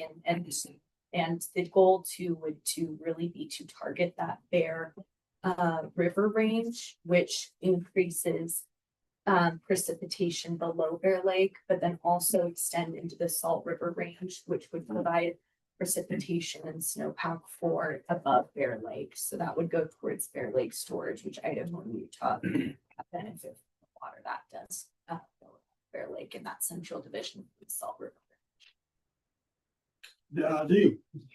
One more question. So this 49 to 74 per acre foot, that's just acre feet on the ground in the mountain. That's not calculated into what comes into runoff and usable in a river, right? Correct. Okay. Sure. Yes, back go ahead. Caitlin, the cost per acre foot, is that a consistent formula between your calculations and Idaho Power calculations, or is that? Yes, so we use the estimated benefit, which is that 16,000 to 24,000 acre feet. That estimate was provided by Rainmaker. But just the calculation to provide the cost per acre foot is a pretty standard. We use that acre feet that's provided with the cost of the Idaho's portion of that $1.2 million. Mr. Chairman. Wasn't there, or is there an ability to break out how much money we're spending on operations versus all the analysis that they were going to be doing about, since we're in a beta test for this program?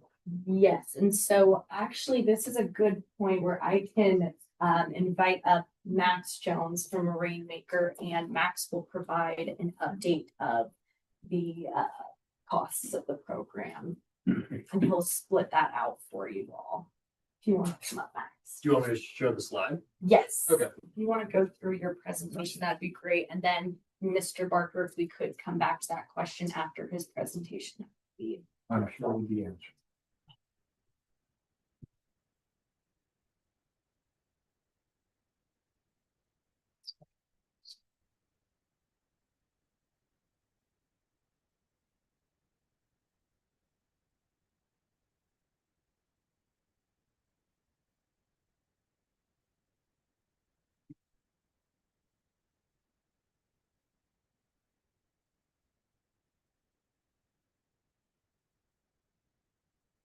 Olmstead.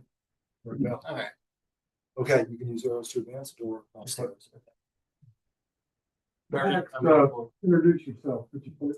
Yes, thank you for having me today. My name is Max Jones. I'm the Director of Water Policy for Rainmaker Technology Corporation. I presented sort of what our operations looked like a couple of weeks ago back in Boise, and today I'm here to sort of address more budgetary questions that were the remnants of the questions that we couldn't answer more pointedly a couple of weeks ago. Let me continue. So a quick overview, and frankly, Caitlin did a pretty good job of explaining what we're trying to do with the operations here. It's a second year of this teamwork with the state of Utah, Rainmaker, and the state of Idaho to continue operations in this pilot program for the Bear River Range, really targeting to increase the amount of snowpack and water for that area.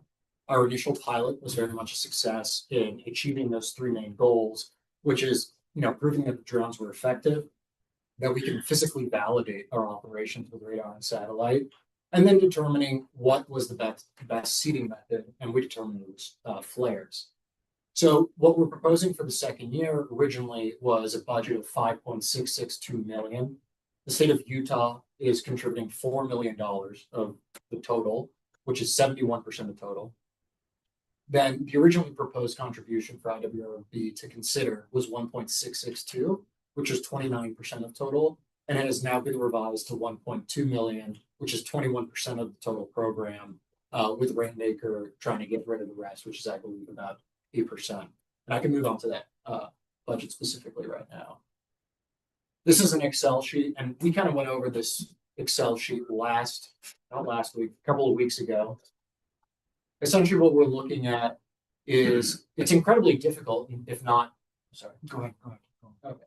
If not impossible to, bifurcate the budget for whether the money's going towards validation or the operations themselves, because everything's intertwined. Our employees and our systems, whether it's software, validation, or operations themselves, it's one and the same. It's one single service. With Rainmaker, you get the physical operations with the drones, and you get the physical validation via radar and satellite. So it's impossible to just split it down the middle and say, hey, if we remove, at least cleanly, if we remove, the Dow and reduce the operational overhead, then we can get a reduced, acre foot, dollar per acre foot. That's certainly true. And we could do that, except it would just be fairly difficult. And I can't really answer that at this time, just because the operational overhead is fairly complex with its relationship between validation operations and physical operations themselves with the drones.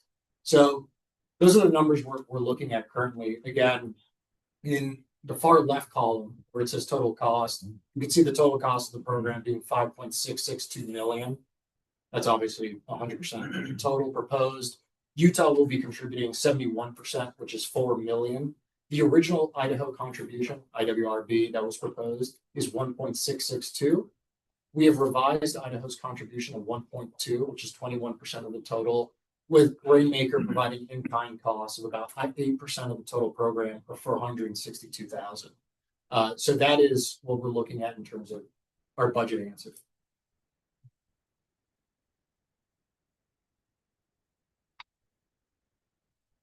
Mr. Chair. Go ahead. Yes. Maybe outline what's included in operational overhead?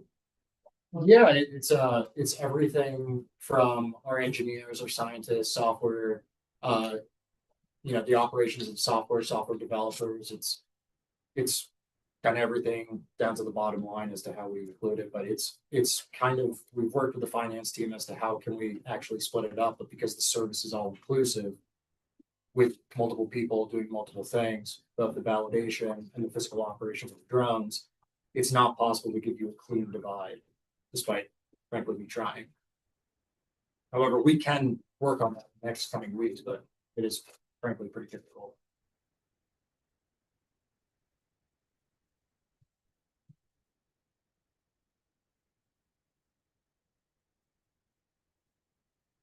That concludes your presentation, Matt.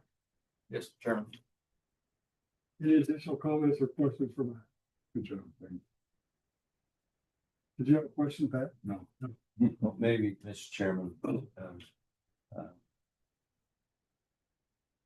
I guess we've had conversations about perhaps relocating the focus of where some of the drones are going to be stationed that would provide additional benefits for water that can be captured in Bear Lake. Mm-hmm. And that's doable. Absolutely. What we plan to do if funding is approved is obviously get, the fine folks from IDWR, Jonathan Jennings at WRE and everything, and really come up with a plan and make sure that the entire program is fair, makes sense for everyone involved. Because the overall, the purpose of this program is, yes, the science is incredible. We're trying to prove out physical validation, doing what we're doing with the drones, but the ultimate goal is let's get water on the ground. So with this program proposal and budgeting in place, we can work together as a team to make sure that everyone benefits fairly. Yeah. Follow up, Mr. Chairman. I believe, Mr. Chairman, you told me that Bear Lake was going to be about 59 well elevation this fall. 10 feet, yeah. 10 to 11 feet below full. So I think we need to put some emphasis on what we can do to help create additional runoff that will benefit the refill of Bear Lake to the greatest degree possible. Understood. All right, we can certainly work on that. Okay.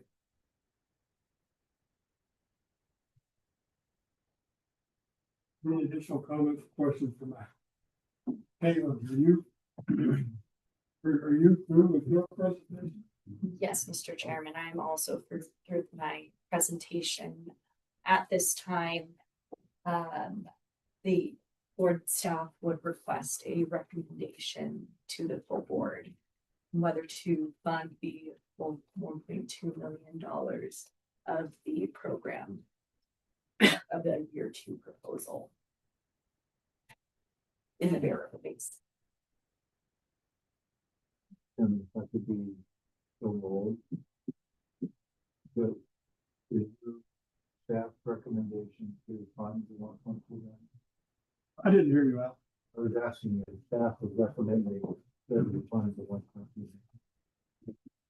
Staff does recommend funding a year 2 project proposal, continuing collaboration with the state of Utah in some capacity, of which the board would think is a fair contribution. And if McMahon, if you have any additional feedback. I think, Caleb, thank you for your insightful presentation, and Max, thank you as well. Our recommendation is that the Cloud Seeding Committee consider the array of information that we've provided for them and what we've shown to the outcomes of the year 1 pilot project notwithstanding. We do feel that there is a great potential for these folks to have success in their operational program in the Bear River Basin. And we do think that the outcomes of that program will benefit the citizens of Idaho in a positive way through the generation of added water to the basin. So my recommendation would be to consider funding it for the full $1.2 million. I'd make that recommendation. I'll second that motion. I have a recommendation of this taller before you want to. Mr. Raybould have some comments about how that would be implemented. That needs to be included in the recommendation. Which McMahon would so agree. So quick. Go ahead. Well, yeah, I just was gonna say, I think our recommendation should be with the caveat that we have the ability to have some input on focusing efforts that will increase snowpack and benefits that will accrue to Bear Lake during the spring runoff period. And I think that's also one of the goals of Utah, that I've had informal discussions with the Utah folks. Yes, and Mr. Raybould, I can speak on that as well. With the funding contribution from the Idaho Water Resource Board, Idaho will have the ability and will have ultimately a say in where cloud seeding operations occur. Without the funding from the Idaho Water Resource Board, the state of Utah would continue the $4 million funding for the project. However, operations would be focused solely in Utah. And so by contributing funds to the pilot project, the year 2 as a whole, operations will be focused in Idaho, and Idaho will ultimately be able to contribute to where operations would prefer to be targeted. Okay, one more follow-up, Mr. Chairman. This is something, a recommendation will also be recommended the board to evaluate at the September board meeting, or is that Friday? We have it on the agenda for Friday. For Friday. Correct. Okay, so if we're gonna evaluate by Friday, will staff be able to report to the full board by Friday that we've been able to figure out how to relocate operations in such a way to meet the criteria that the committee set forth here tonight? Yeah, absolutely, Mr. Raybould. Well, with a funding contribution, the locations themselves won't necessarily be decided upon by Friday, those siting locations. However, board staff will continue to work with the state of Utah and Rainmaker to adjust the operational areas to maximize targeting in areas in which the board and staff think would best target above Bear Lake. Mr. Chairman, following on that, I think you could make that a condition of your funding approval. So we will have a resolution, ready for Friday, and we can include that as a clause. That works for me. Mr. Mr. Chairman, I was just gonna say, between Mr. Raybould, that, the state of Utah gets 2/3 of the water that goes into their lake, they keep more than happy with trying to fill their lake. Again, based on, Mr. Chairman, based on informal conversations I've had with the folks in Utah, they are equally concerned about the level of air lake and want to put forth maximum effort to provide refills there. Yeah, absolutely, Mr. Raybould. So, we have a motion.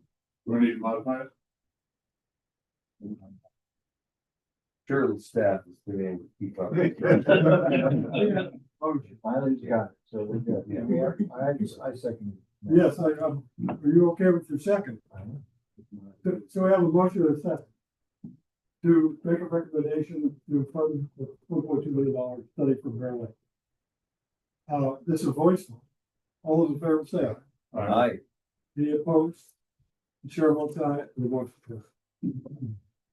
Thank you. Next item on the agenda is upper season Snake River cloud seeding budget, and Wesley is going to take care of that.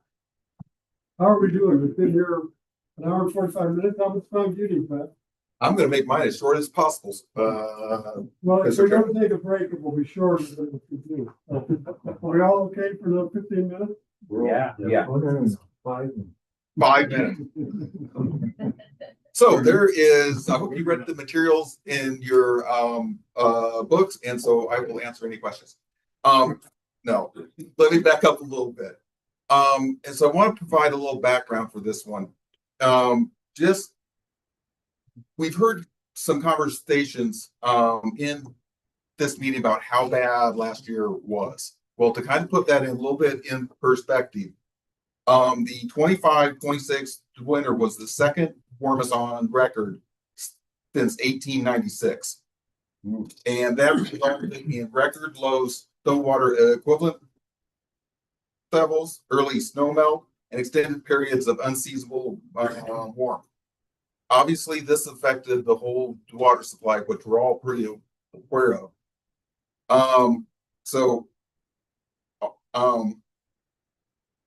In the ESPA, the July stream flow projections dropped to 50% of normal during their peak.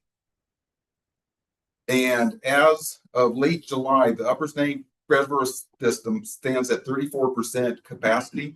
And in talking with staff at the department, predictions that I've heard is it could end up at the end of this season somewhere a little bit north of 10%.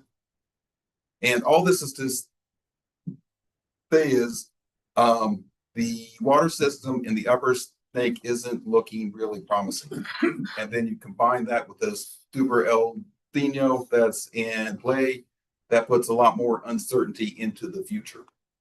So why I bring all that up is the board asked staff to take a look at, would it be possible to put a second airplane in service for the cloud seeding of the Upper Snake? And so staff has looked at that. It was kind of a short turnaround time, but they've done a really great job. So to give you an idea, based off of analysis that have been done in the past, so one aircraft in the Upper Snake basically can seed about 64% of these seedable storms. A second aircraft would increase that coverage to an estimated 90%. So basically a 30% increase in the seedable storms. And so with the capacity, I'm always iffy about the volumes because so much depends on what the year is. However, even on a minimum, one estimate that we've gotten from Idaho Power is that could be an increase of approximately 90%, or I'm sorry, 90,000 acre feet.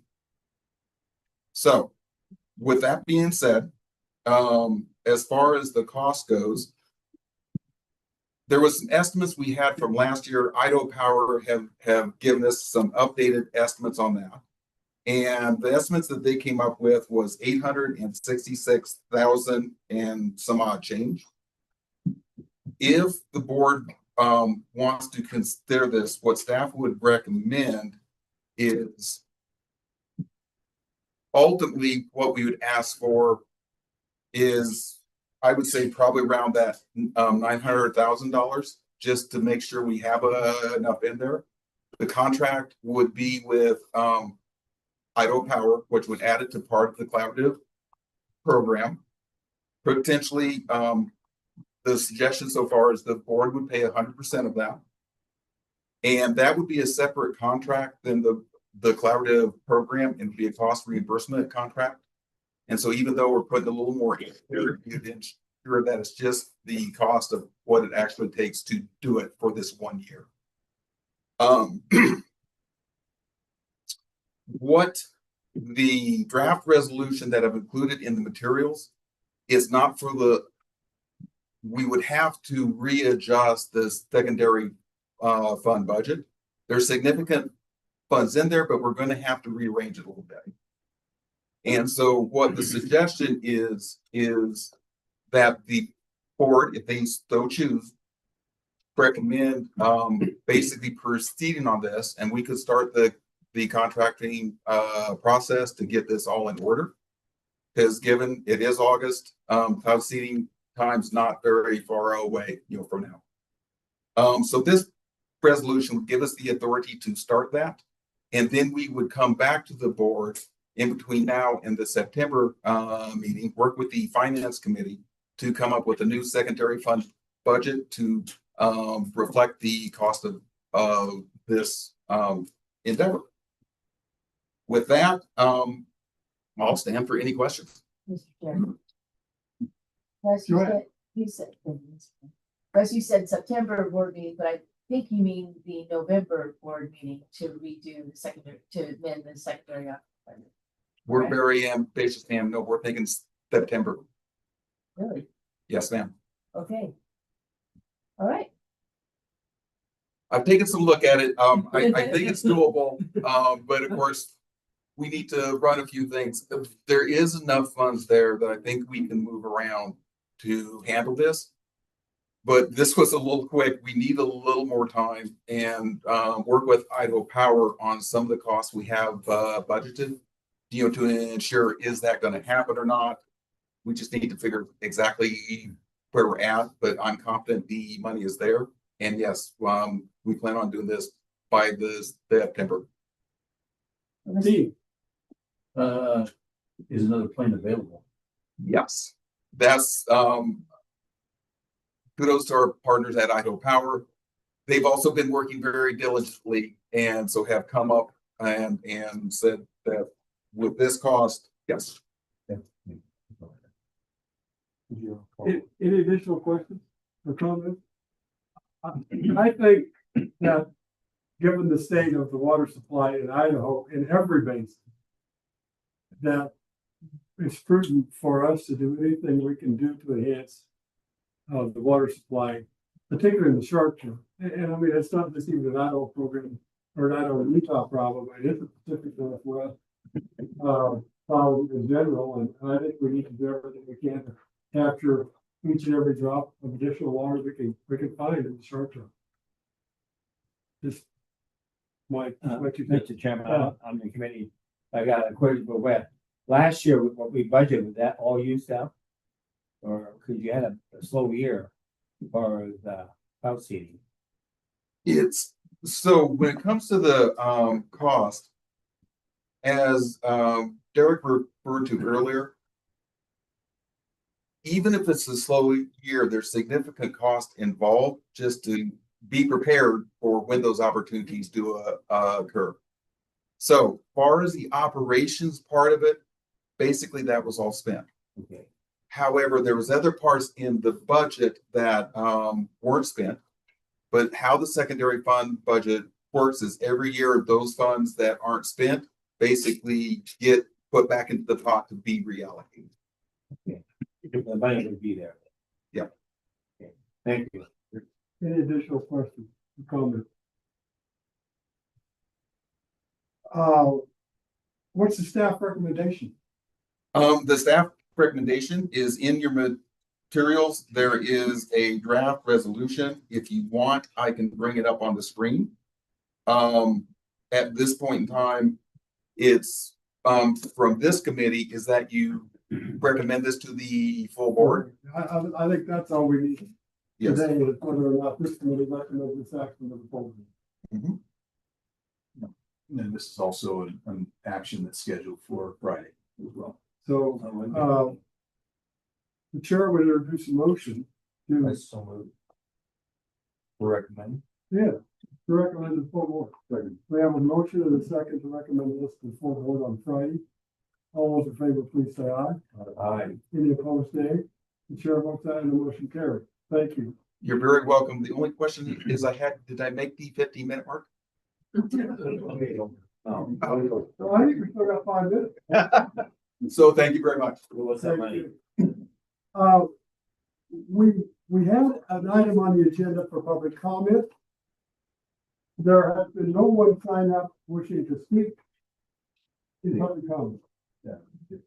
Make the offer. Is there anyone, yes, from the public who would like to make a comment to the full board? Now, there have been some written comments submitted. They will be included in the record. Some of them were not here during the travel time. That is not an opportunity to prepare those yet, but they will be included in the record for the meeting. I don't see anyone from the audience wishing to make a public comment. So, yes, sir. Please come forward and introduce yourself. Tell us who you are and who you represent. Thank you. Thank you, Mr. Chairman of the Board. My name's Greg Shenton. I serve on the committee with the RC&D Cloud Seeding Committee. And I've been water master for 36 years in the lake basin. So sorry. I just wanted to take a minute. So I've been part of cloud seeding since the beginning in the Upper Snake. My dad was very instrumental in getting it going up in the Upper Snake River.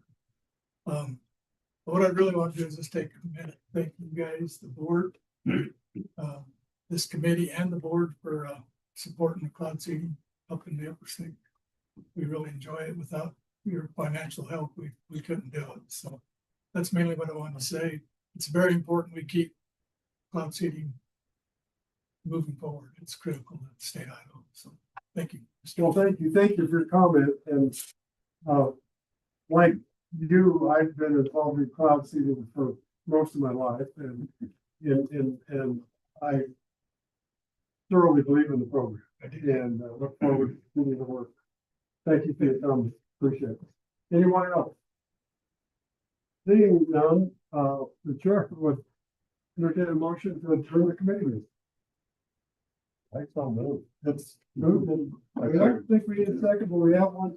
Thank you all again, and particularly thanks staff. We get carried away and expect an awful lot. And appreciate your effort to get the screen up and going today, and we'll see 8:30 in the morning. Yes, all 3:30.